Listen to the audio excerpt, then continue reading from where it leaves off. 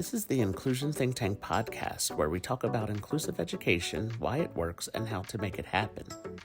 This podcast is brought to you by All In for Inclusive Education. On today's episode, I welcome my guests, Alaina Chip and Anna Maria Contella. Alaina and Anna Maria joined me today to discuss their presentation from the All In Winter Inclusion Conference titled Encouraging Thinkers in Your Inclusive K-2 Classroom. I would like to welcome everyone back to a brand new episode of the Inclusion Think Tank podcast brought to you by All In for Inclusive Education. I'm your host, Arthur Aston, and today I'm joined by my guests, Alaina and Anna Maria. Thank you both for joining me today for this conversation.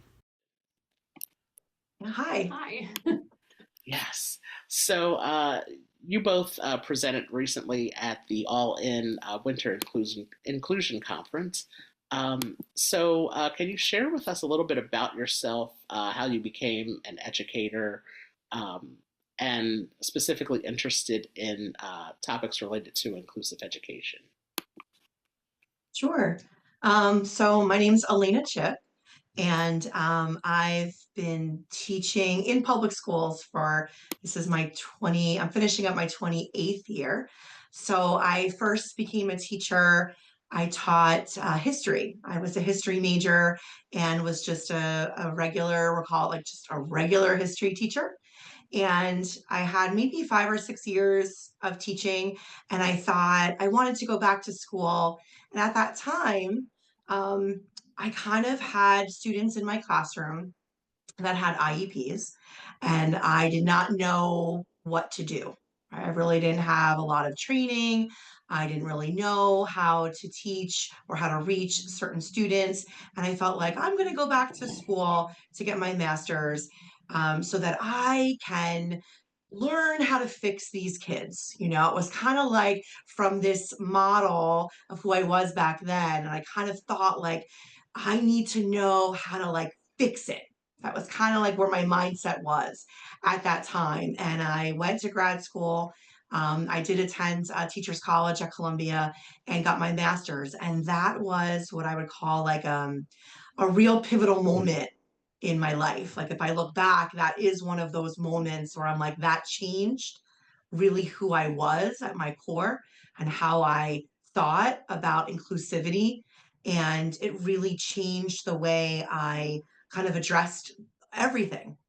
And when I left, I realized that what I really wanted to do was solely really work on with and advocate for inclusive and more equity in education. And that was sort of the beginning. And then from that point on, I then spent the rest of my career really working in inclusion, being a resource room teacher. I taught self-contained, students labeled self-contained in that setting and environment, everywhere from K to 8. And then the past 3 years, I've been an instructional coach, really working predominantly focusing on helping teachers and students in our public school system in Belleville. And my name is Anna Maria Contella, and I started my teaching career as a math secondary teacher in the high school mostly. And then I became an instructional coach. And I think that even though I taught inclusion classes, and you always think, like, I always thought I was including all students, but as you grow as an educator, I think that changes. And also, I'm a mom of 3 kids, and they're all different learners. They all have different ways of learning, and that also really impacted my drive to find out more about inclusive education. Also, being out there as a coach the last 8 or so years, I learned a lot from my colleagues in our coaching department. And I learned a lot from the teachers that I worked alongside with and those students. Students teach you a lot about what they need throughout, our tenure as teachers. So it just became something that I became more and more interested in. And also, I think that kids need this from us as educators. Our kids need this from us, like to feel that they can learn in any manner or any way. and feel comfortable and safe in that environment. Yes, I love what you said about learning from the students themselves, Mhm. and paying attention to the students themselves, like because they will, uh, definitely help in that way and show you what it is that that they need. So that is a really important piece, and the fact I mean teachers are I think they have like one of the most important jobs in the world, so that the fact that you both have been educators and for a long time like that, it's really really impressive. It's great. It's something you don't really hear too much anymore of teachers having being educators for that for that long period of time. Yeah, So for it's really sure. great. It's really great to hear. So my next question is, how would you each define inclusive education? Yeah, so um, I think that inclusive education is that the students can be in the same physical space, but have many different learning goals. And I think that that's a nice way of thinking about it. I know how I was the first few years of teaching. I kind of felt like, well, this kid has a different learning goal, so maybe that kid doesn't need to be in this room, this physical room, right? And what I think has changed for myself, and what I try to advocate for and to work with, is just that idea that everyone can be in the same space. We all can be here, and we all have different pathways to learning, different goals of learning, different trajectories, and yet we can all be in the shared environment, physical space. And that's what kind of has to shift and change.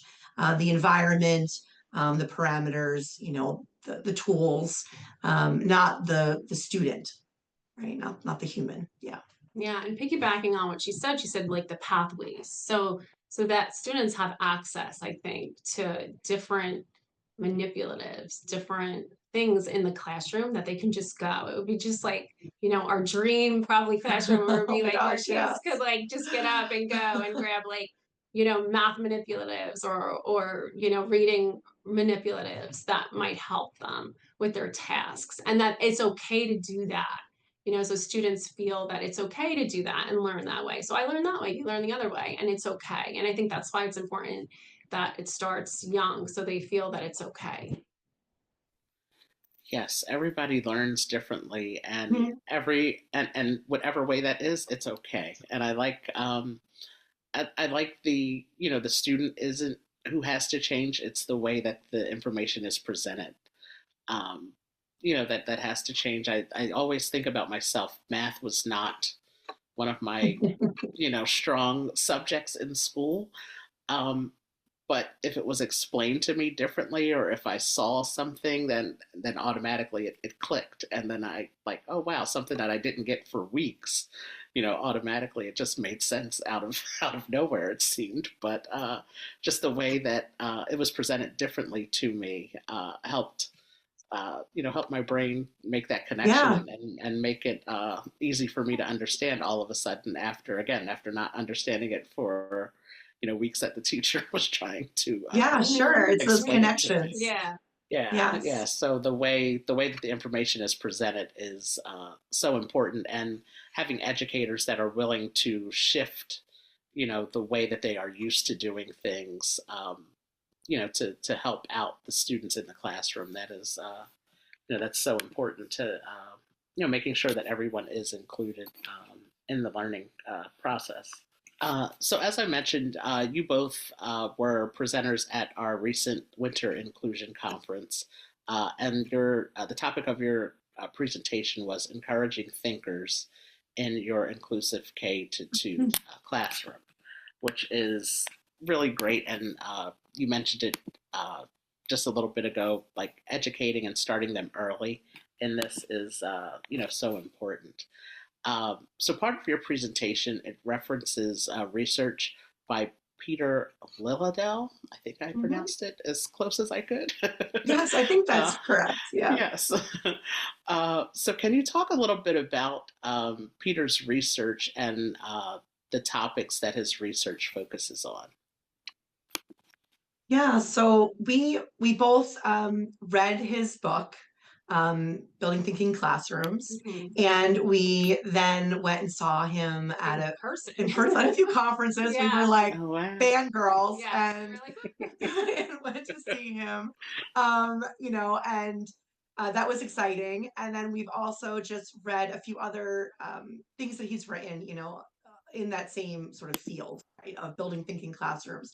And what he had done is to kind of research. I think he said he spent something like 15 years kind of researching math classrooms and what worked to engage students and what were some engagement sort of strategies. And overall, what he found was that students, have vertical, sort of up and down vertical whiteboards or non-permanent writing surfaces that you would use like random grouping to have students work together, and that they're solving like a thinking task, sort of a puzzle.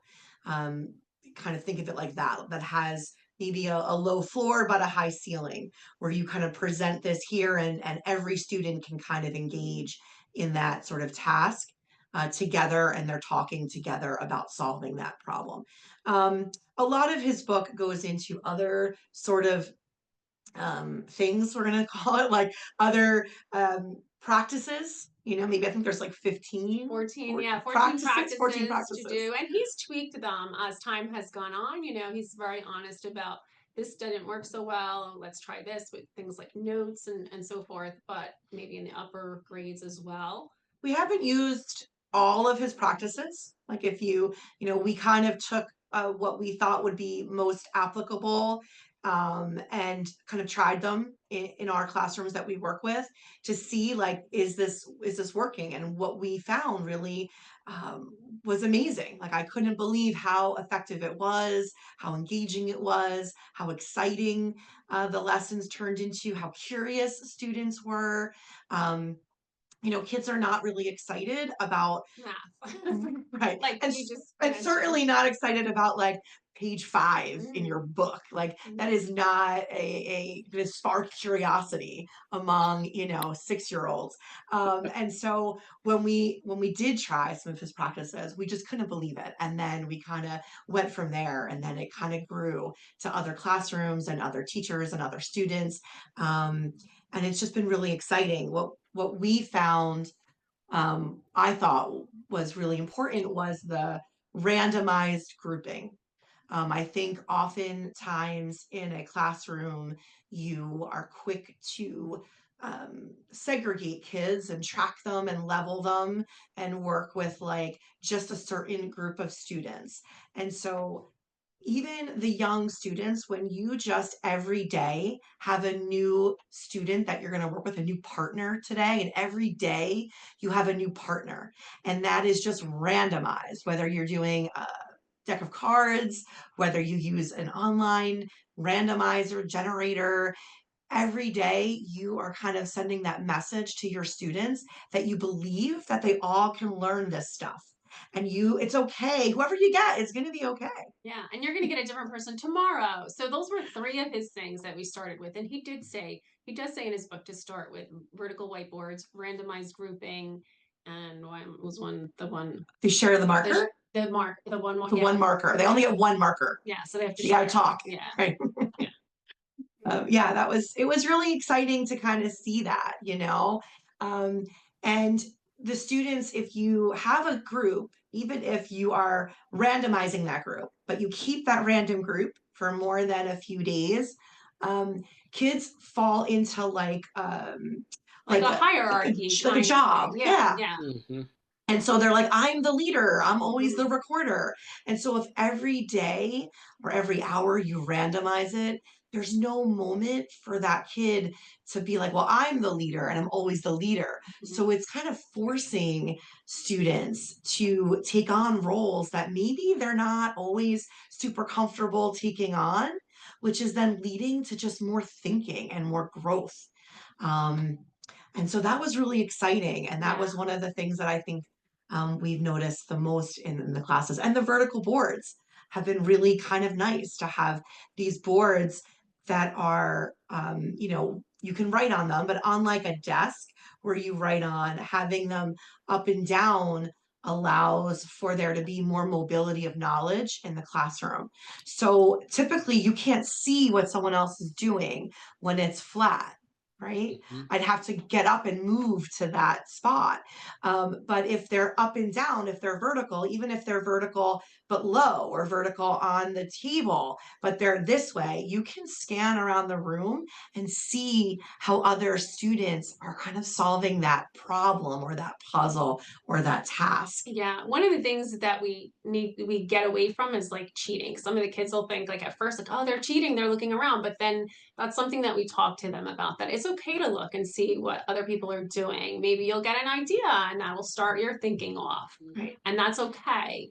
No, we don't want to copy exactly what somebody else is doing, but we want that maybe we could look at our other groups around the room and it might spark something. And that we're a community. Yeah. This isn't a competitive environment. It's not. Yeah. So we're a community. Let's all share and learn. And how did you solve that? And look, it's a little different than how this kid solved it. And you share how you did it. And maybe that student might be, struggling. You say, go over to that group and see how they do. See how they're doing it. Go talk to them for a few minutes. Yeah. So it's really nice to see the students learning from each other and not just from the teacher as well. I also think that some of the pairs in K-2, you only pair them up in groups of 2, and then the upper levels it's groups of 3. But it's nice to see students that may not be friends or talk to each other normally to have a really nice conversation. And within that conversation, sometimes other things come out. And yeah, that may be off topic, but like somebody that likes baseball and somebody that plays the piano, they may bring their knowledge into a problem. And then there's like, oh yeah, he plays the piano really well or something, but it's not something that somebody would have ever said before because they don't know them well enough. So that even at those, young ages, they have those conversations that just makes, people, maybe the students, feel better about themselves, even in different ways. It just changes the environment. It's Yeah. another sort of teaching tool that can tweak the environment to make it more age appropriate and more inclusive so that students aren't sitting at their desk. They're 6 years old, they're all at a desk, they all have a workbook, they all have their pencil. Like, this is just a different way of it's just it's a tool, right? Where kids are now, the room looks more age appropriate. This is what you should be doing at 6. Talk to your friend, solve a puzzle. Look at how they're solving the puzzle. Just makes math a little bit more curiosity based. Yeah, I love the switching of the pair, switching them around, because I was just thinking, what you said, that's a great way to get to know your classmates who, you may sit on opposite sides of the room from each other, and so you may not get to talk as much as as you might like.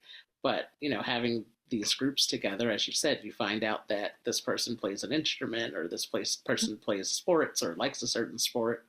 That's a really cool way of getting them to get to know each other in a better, in a more close way. Yeah, and at that age, there's more goals than just the math goals. Right. So having students engaging in social conversations and talking and having to share a marker or take turns is something that they need to learn at that age.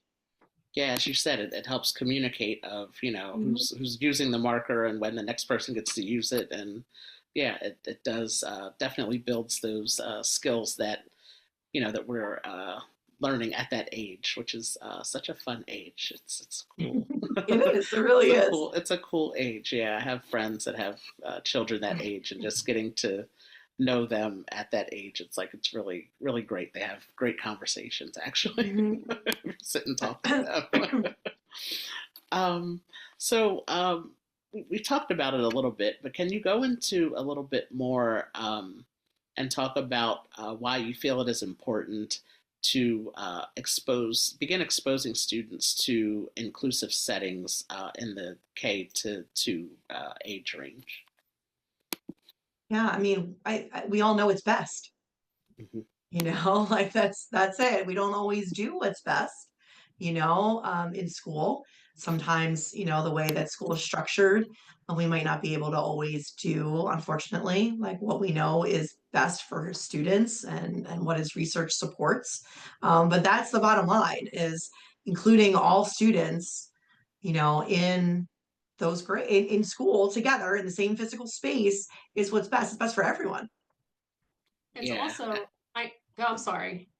No, I was just going to say, I think it goes back to, what we were just saying, that at that age, like you're learning so many different things and how to interact with each other and have conversations and, um, who's going to be the leader of a certain task or something like that. So to add that into, having students with disabilities in the same classroom, it just makes it easier for children to understand at that age, what it means, and they find out that they have similarities and they like the same things, and Mhm. it's really great to have children exposed to inclusive settings at such a young age, because it makes it easier for them as they grow older and encounter more people throughout their education, through their years in school. Yeah, for sure.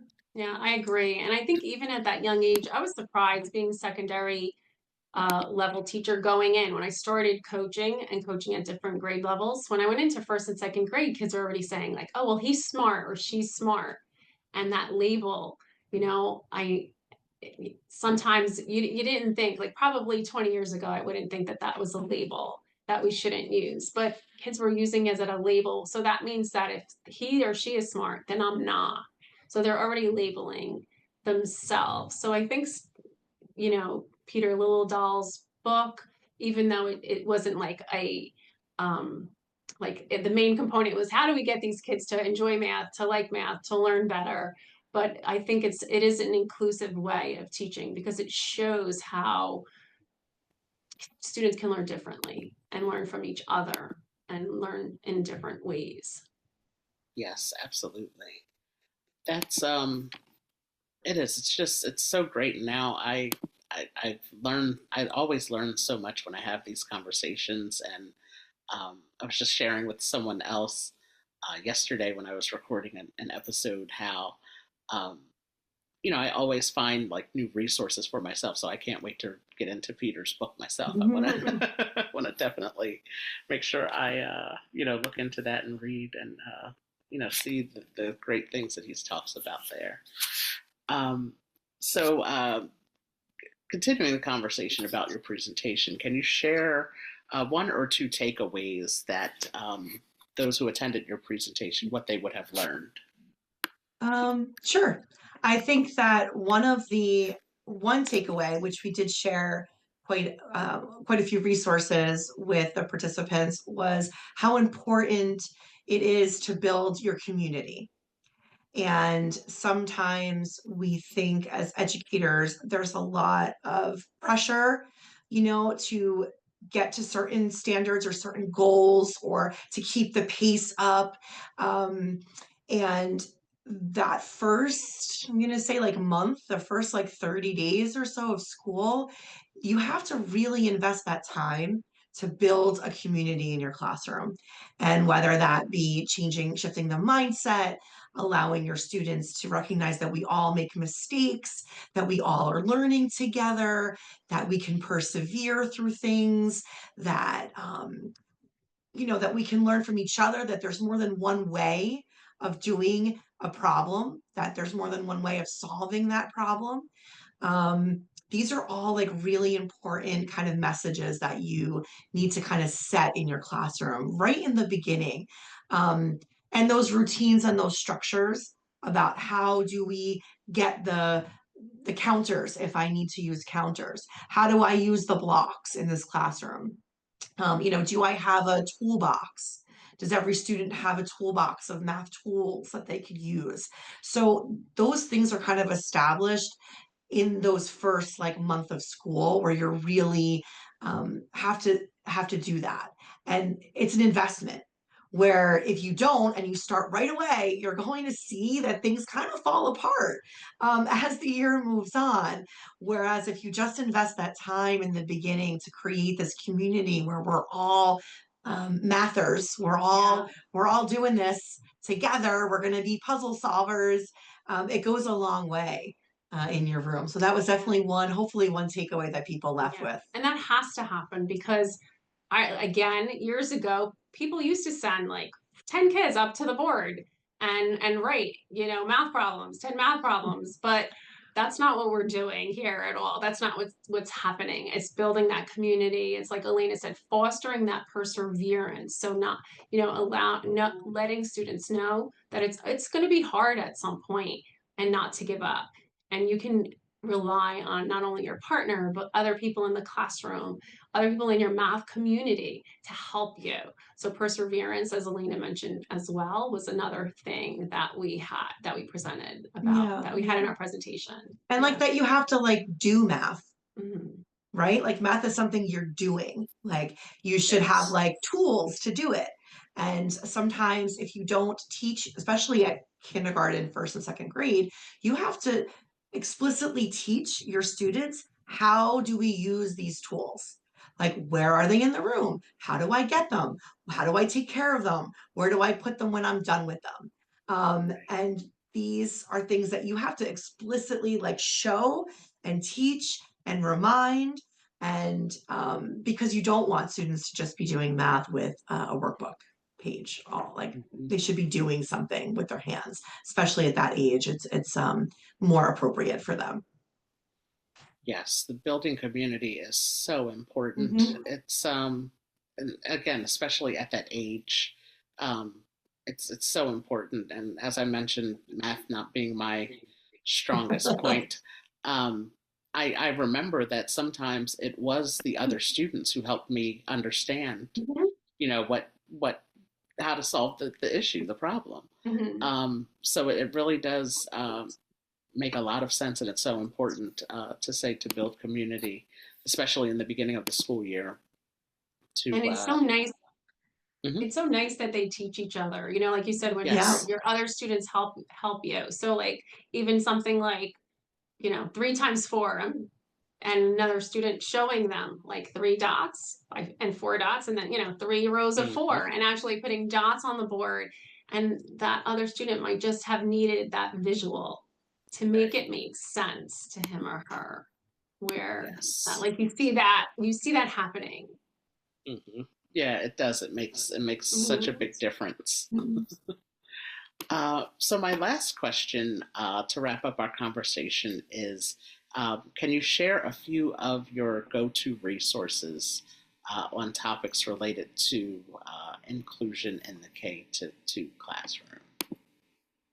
Sure. So for math, there's a lot of educational consultants out there that I think have really wonderful ways of looking at math that are beyond sort of a textbook where everyone's sitting in their seat and opening the page and I'm going to show you how to do it and you do it one way, right? Like this is the way to solve that. And that's kind of what you don't want to do, right? If you want your class to be more inclusive, you want everyone to have multiple ways of solving that problem, of doing the math, of thinking. Kids are really smart.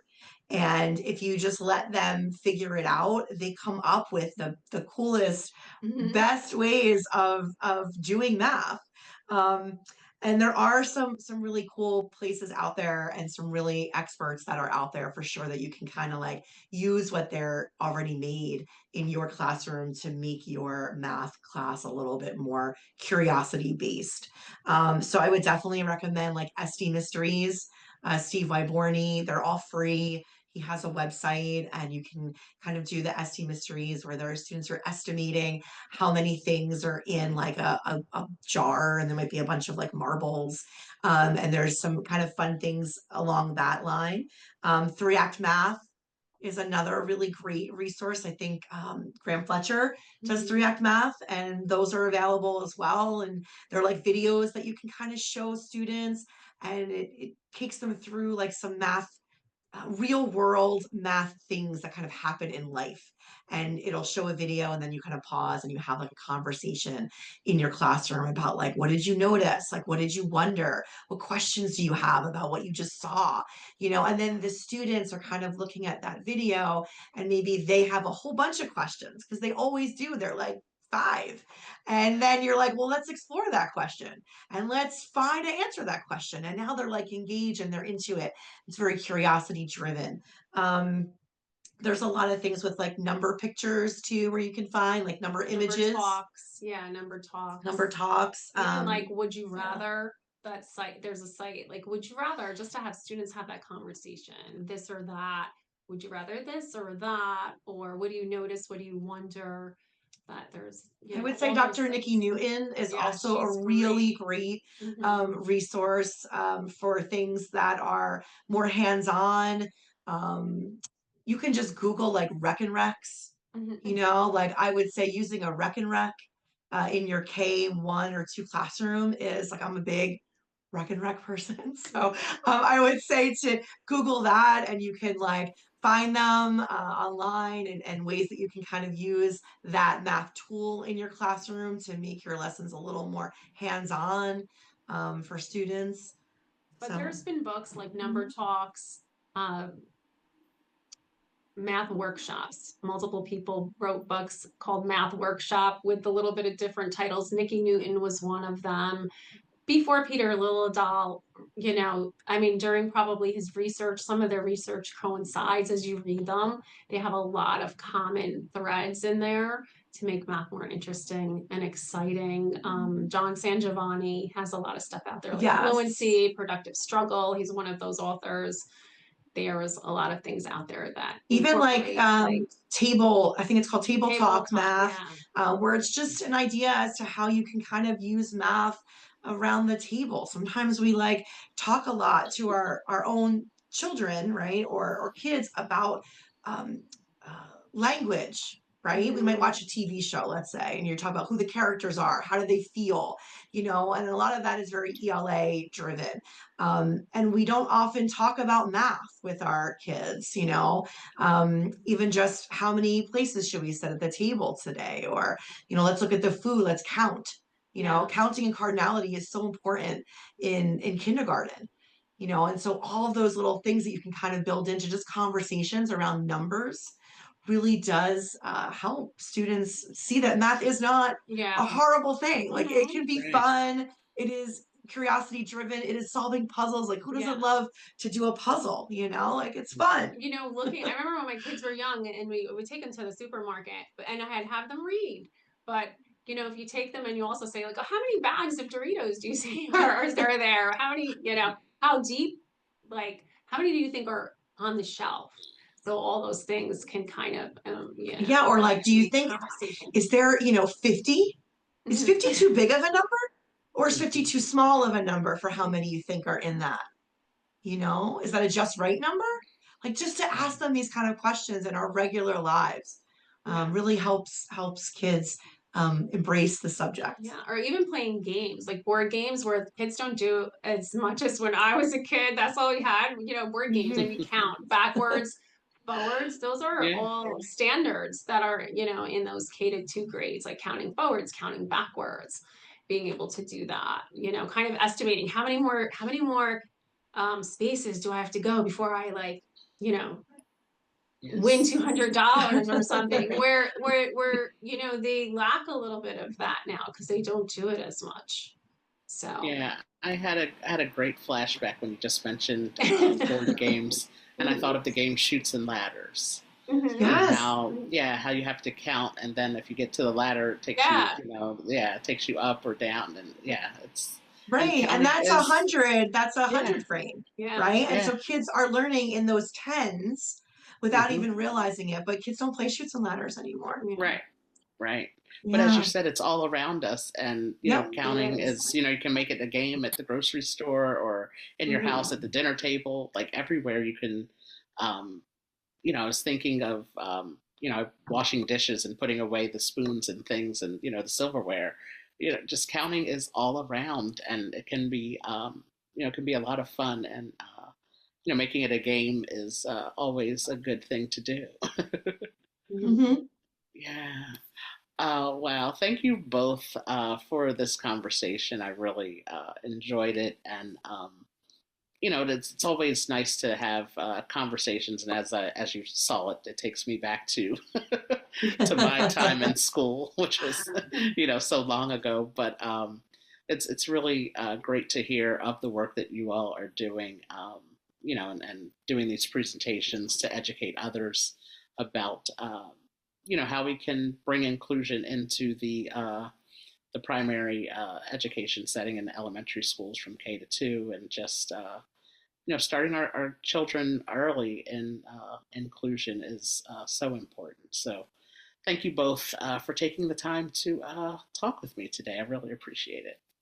Thank you Thank for you. having Yeah, us. thanks for having us. It Yes, was yes, you're fun. welcome. We thank you for listening to this episode of the Inclusion Think Tank podcast. This podcast is brought to you by All In for Inclusive Education. Be sure to subscribe on Apple Podcasts, Spotify, or YouTube. Stay tuned for new episodes of the podcast premiering every 2 weeks. We're all in. Are you?